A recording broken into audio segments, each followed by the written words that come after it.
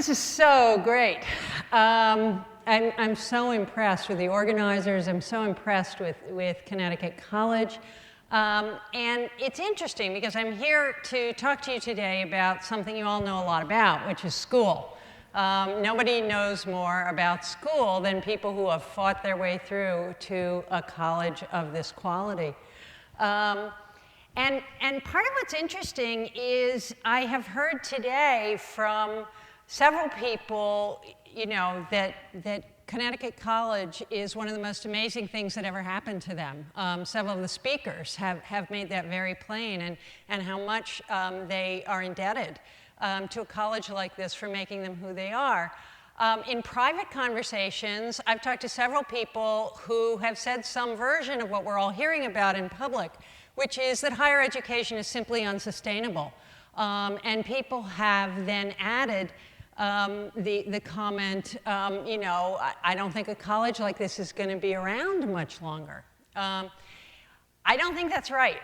But I think we have to take some affirmative steps to make sure that's true. And part of what that's going to mean is that people who teach in colleges like this one, who work at colleges like the ones I have worked at and attended, are going to have to pay some attention to the people who don't come here.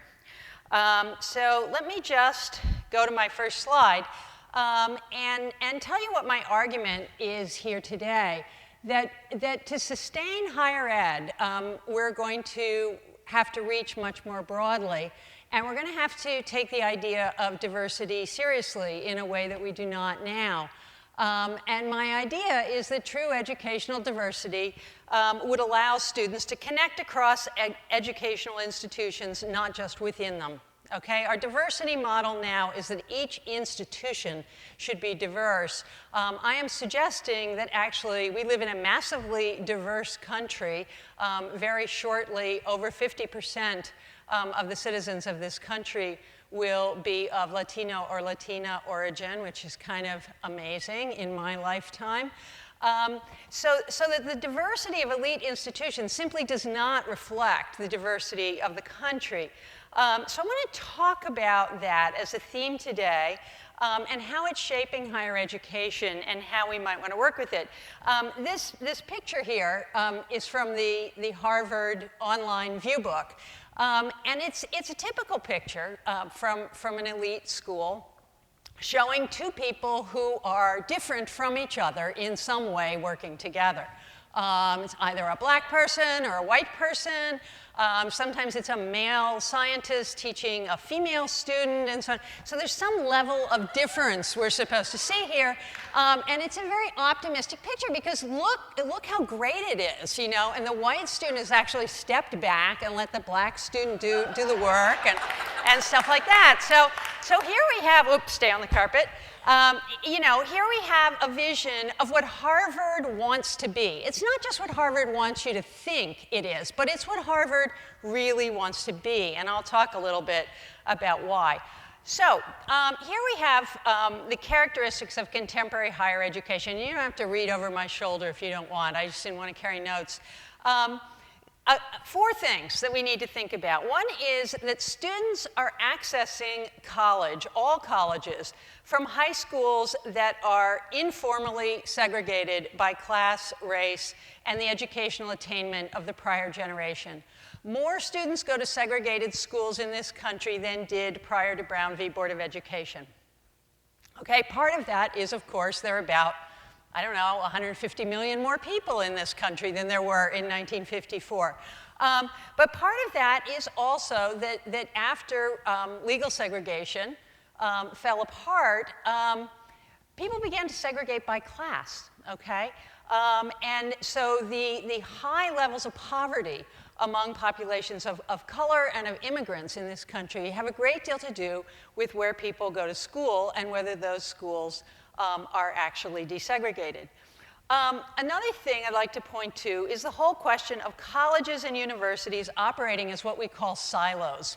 In other words, each college and university does its own thing, enacts its own problems, tries to solve the same problem separately. And while it's true that every once in a while we all send our presidents off to some location to go and talk to each other and solve problems together, in fact, institutionally, we are very self-referential. Okay, so education reform and problem solving are primarily internal processes that are aimed at building the reputation and the quality of one institution, not higher education more generally. Third thing, colleges correctly see the survival and accessibility of the BA as crucial to citizenship. And I think some of the ways we're seeing citizenship fall apart in the current political culture may have something to do with how difficult it is to access education. And finally, I'd like to point out that elite liberal art colleges and R1 universities, which were segregated by sex, by race, and by ethnicity prior to the 1970s, moved into an affirmative action stage, but they're no longer doing that desegregation project. They're engaged in a diversity project, which is fundamentally different, and I hope I'll make it clear what I mean by that. Okay. So we have some real-life contradictions that people are talking about all the time in higher education. One is that the price of college is outpacing the capacity of students or their families to pay for it. One of the hidden features of the mortgage crisis is that colleges were forcing parents to borrow against the rising value of their homes to pay for their children's college education. All right, nobody talks about that. All right, they talk as if student loans and the financial crisis in the housing industry are entirely separate. They were not separate. They were very mixed. Second, students, because of this, and because, in fact, students are more or less traumatized by what has happened in the last 5 years, are increasingly likely to attend colleges they can afford, minimizing financial aid and loans, and by doing so, actually consolidating class, racial, and geographical segregation in their higher education choices, okay? So it will look like the market is operating in a natural way, but in fact, people are being forced into choices they would not otherwise make. We are also told by people like Anya Kamenetz, who brings the student loan and technology question together for us very usefully in her work, that students are drifting toward do-it-yourself degrees that are more practical and affordable than degrees that they can get in a single institution or a curriculum that's been organized by someone else. So basically, the idea is that in order to save money and in order to respond to real-world problems now, students should become autodidacts. Okay? I profoundly disagree with that idea. Finally, diversity policy within elite institutions has become a kind of value-added feature, okay? So that institutions advertise their diversity as a way of drawing white students to them, okay? And within that diversity model, students of color and faculty of color and administrators of color become commodified, okay? So this is something we need to think about, because that democratic public sphere that is being recreated in all good faith at colleges is doing so at the expense of a trade in bodies, right, that has some destructive outcomes. Now, there's some key issues to recognize, I think, here. One is that the majority of people who are employed by colleges and universities and the majority of people who graduate from them are invested in a silo model. In other words, they have a loyalty to that school, not to higher education more generally, okay? So that problem solving that means that schools might lose their identity or that a certain kind of investment might be extended beyond the boundaries of the bricks and mortar campus, it's not particularly attractive to them. And that's a problem we have to solve if we're going to get higher education going again. Second of all, diversity has emerged as a feature of institution building that theoretically has to be worked on by private elite institutions. But diversity means something very different if you leave those institutions, right? When I first started teaching at Baruch College in Manhattan, I was talking to the chair of the department who had hired me to teach a couple courses, and he said, now, one of the things you're going to have to remember is your courses are going to be very diverse. And I said, great, that's terrific. I walked in the room for my first class, and everyone's black. Okay, so that's what they meant by diverse.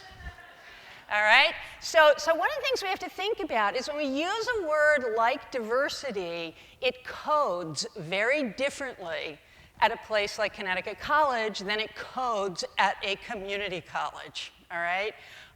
And at a community college, that means actually dominant minority. Okay? The final thing is that I think we have to think about is that higher education enacts a version of national, local, and state education tracking, okay? You all probably know what I mean by tracking because you were all in the top track of your high school. People who were considered less capable than you were in lower tracks, and they named them other things. They didn't say bad track or B track or C track. You know, there was AP, and under AP there was honors, and under honors there was advanced. There's always a positive spin on it. But it means you're beginning to sort people in a way that is actually determining the rest of their lives. Okay? And higher education perpetuates that, okay, by the ways in which they naturally want to choose the best students from high school. So they are drawing on those higher tracks, but they're also leaving other people behind, right? Not everybody in the highest track gets in. So the question is, how does the concept of tracking, a device pioneered in high school, apply to a college? Okay, and what you see are these parallel tracks, right? I love railroad trains, okay? So this is how it works. Everybody who goes to college gets the same degree, but everybody doesn't get the same opportunities, cultural capital, financial aid, or prestige, all right? So that if President Obama says everyone should get a BA, okay, it's not the same BA that everybody gets. And of course, you know that.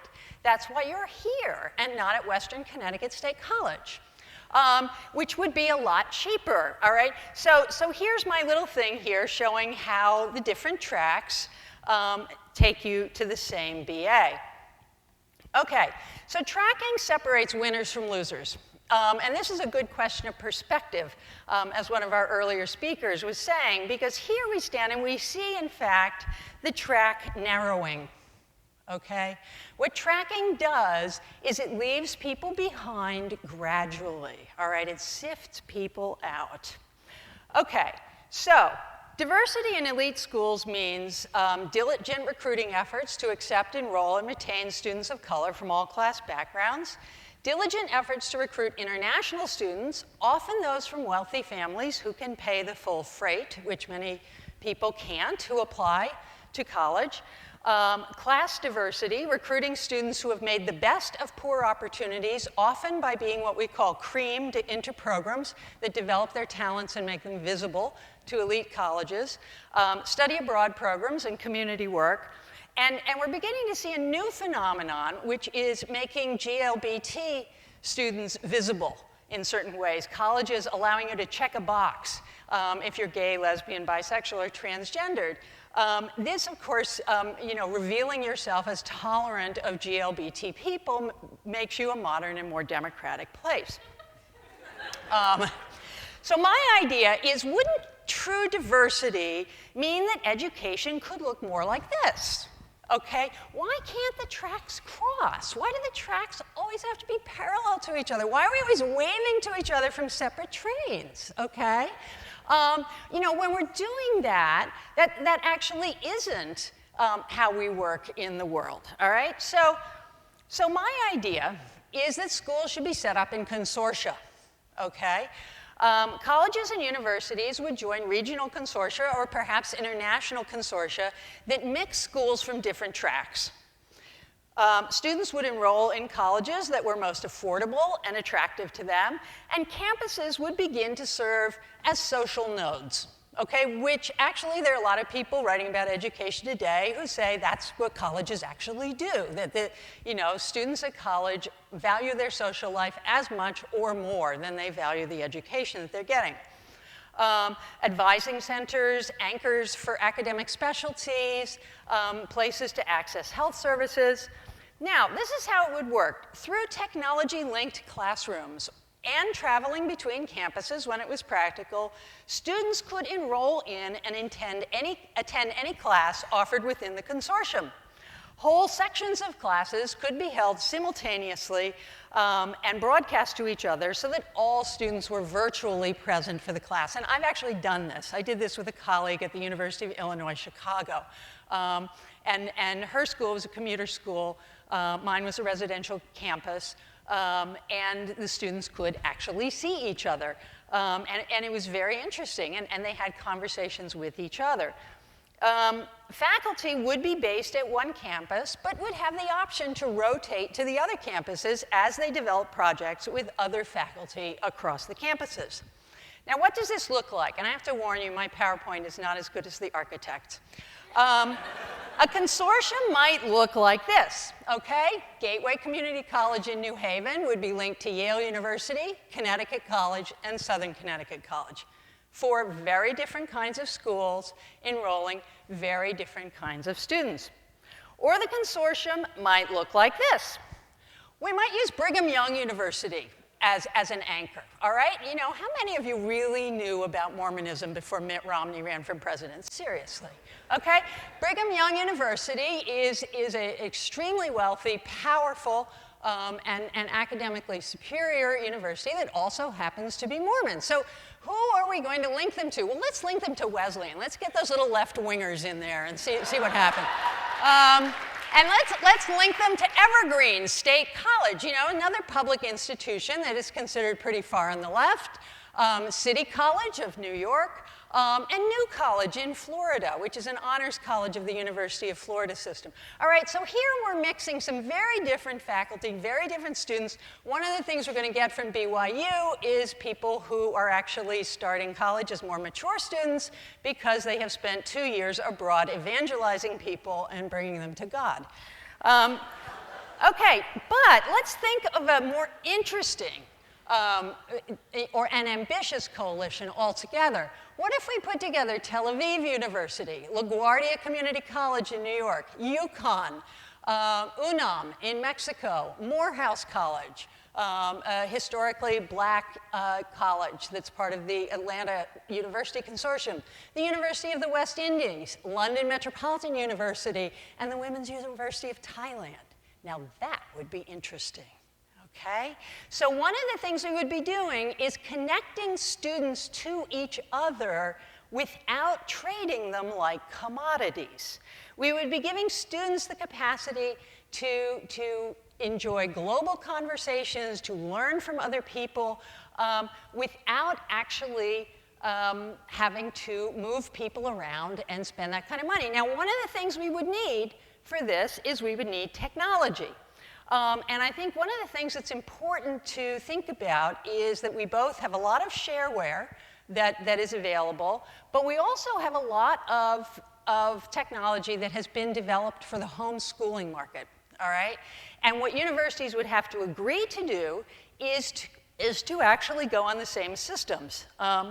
Okay, what's the takeaway here? Educational diversity cannot occur under the current system of tracking and recruitment, nor can all students have access to the education they need and deserve in a system that is entirely bricks and mortar. Second, detracked campuses would serve as centers for community formation and social connection without confining students to a single curriculum, educational environment, pedagogy, cohort of students, or a regional or national outlook, which I think is extraordinarily important for citizenship. Finally, by breaking through the silo, all students will have access to the curricular offerings they need for the 21st century without duplicating them between institutions, which is what we do now. And they will have access to each other's views while paying the tuition that they can afford and living in a community that is congenial to them. Thank you.